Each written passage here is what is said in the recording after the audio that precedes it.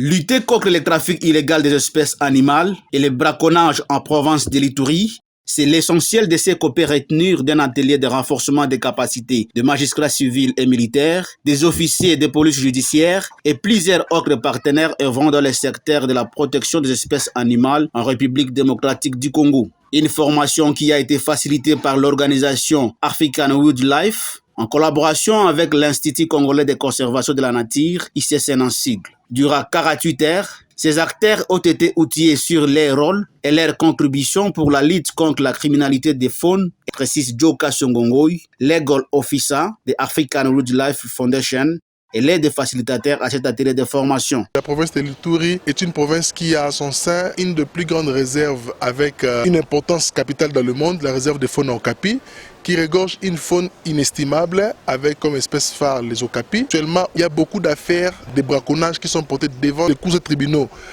aussi bien militaires que civils de la province de l'Ituri. Nous avions senti qu'il y avait une certaine façon un peu moins rigoureuse d'appliquer la loi de la part de ces juges et de ces magistrats. Quant à la détention de la peine sur les délinquants, c'est pourquoi nous avons voulu venir renforcer les notions de l'application de la loi, surtout par rapport à la législation en vigueur en RDC. Plusieurs thèmes liés à la protection de la faune et de l'écosystème ont été abordés par différents intervenants pendant le déroulement de cette remise à niveau. Une formation qui tombe à point nommé selon les participants, qui témoigne qu'il y avait un grand besoin en matière de la lutte contre la criminalité faunique. Nous avons appris beaucoup de choses avec la promulgation de la loi de 2014 sur les droits de l'environnement. Cette loi qui est venue en renfort à l'ordonnance de 1969 qui présentait beaucoup de lacunes puisqu'elle était vraiment très dépassée et elle n'était pas en harmonie avec certains accords internationaux auxquels notre pays a adhéré. Rappelons que